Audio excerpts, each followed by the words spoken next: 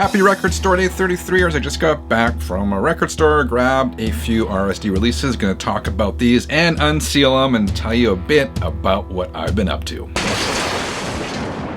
Alright, happy Record Store Day. Saturday today. It's time for some water. Man, I had a busy, crazy week. I was in Ottawa for a chunk of this week. Ottawa is the capital of Canada. I was there for work-related stuff, but it's always a fun city to visit. It's a government city, so everything kind of closes at 5 or 6 o'clock, but I checked out Parliament, and I did check out one record store there. Everything kind of seems to close at 5 or 6, and the conference or the symposium I was attending kind of ended at 4:30, so I didn't have a ton of time, but I did check out one record store on Tuesday, I believe.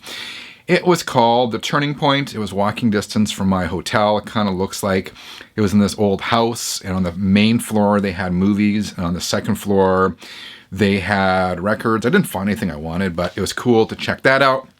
And also, all my life I've heard about these pastries called beaver tails in Eastern Canada. I never had one, so I saw this shop called Beaver Tails, so I finally had one.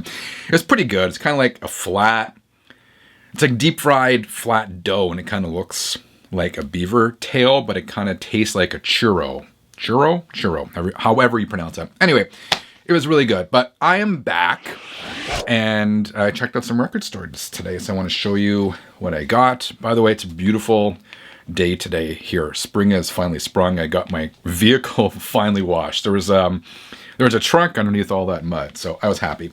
Anyway, I've blabbed enough. Let's check out these records. Channel 33, RPM. This is the one I set out to buy today. This is Judas Priest live in Atlanta. And it's kind of critical of the artwork before, because it's got images from a bunch of different album covers in the background, some of which came out after 1982. And this album was recorded in 1982.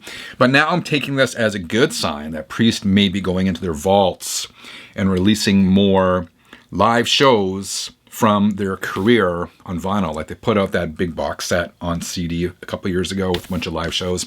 Hopefully now they are in the process of reissuing those separately and on vinyl. So this is what I mostly went out to get. I got this at Planet of Sound, which is the closest record store in Winnipeg to where I live. And Dave, the owner, super nice guy. His staff are super cool.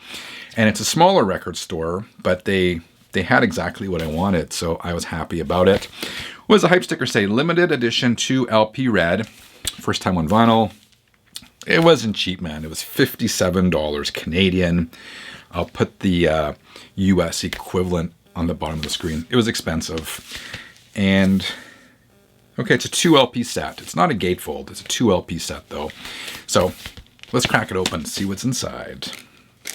Okay, is this hype sticker worth saving? It's kind of a chintzy Record Store Day hype sticker. I miss the ones where they were numbered, or they were like foil stickers. Kind of a chintzy one, but you know what? I'm going to save it. It doesn't peel off easily, so I will cut it off later and just stick it inside the record jacket.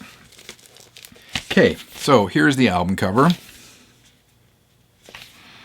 Here's what it is. Here's the back. I kind of like the slanted writing. That is sort of a throwback to the text on the back of the Screaming for Vengeance album, which also came out in 1982. It says here, recorded on the World Vengeance Tour at the Omni in Atlanta, Georgia on December 11th, 1982. And the track listing here appears very similar to that Live Vengeance DVD that came out a while ago. It's not a gatefold. Would have been nice. A gatefold would have been nice. But it's all good. So it looks like we have, oh, this is kind of cool. We have some custom inners. This is some of my favorite Judas Priest artwork. There's kind of 2 different versions of the Hellion. This one's missing his wings for some reason. I like this one. That's cool. And then on the back, on the opposite side, we have the song titles. And we have the writing credits. So I will pop these into anti-static inners right away, and I'll put the record itself in a Vinyl Storage Solutions outer sleeve. But so this is red. I'm actually partially colorblind. That looks pinkish almost, doesn't it? Maybe not. I don't know. Certainly not like the bright blood red I expected, but that's cool. So on this side, it's kind of a replica of a ticket stub. On this side, kind of plain. So that is record 1. Here is record 2. I'm going to assume it's a similar kind of thing. It is. So there's a replica ticket stub and a plainer black label on the other side. So that's cool. I look forward to spinning that one tonight.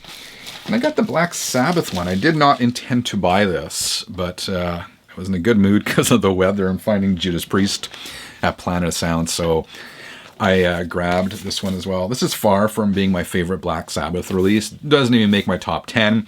In fact, I don't even really consider this a Black Sabbath album. It's really a Tony Iommi solo album.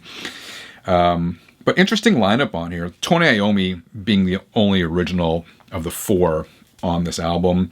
Got Tony Martin on vocals, Jeff Nichols on keyboards, Dave Spitz, and Bob Daisley on bass. Bob Daisley is interesting because he was in Ozzy's band for the longest time, and he was responsible for writing the lyrics in some of Ozzy's most popular albums. And on drums is Eric,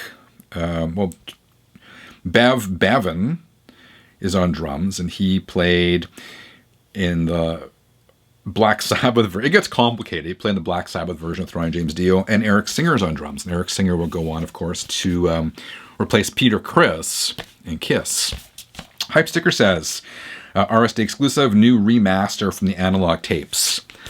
So I saw that and I was like, okay, new remaster from the analog tapes. That sold me on it. Anyway, I'm not going to question the pedigree of it, but that kind of sold me on it. Limited edition translucent ruby vinyl.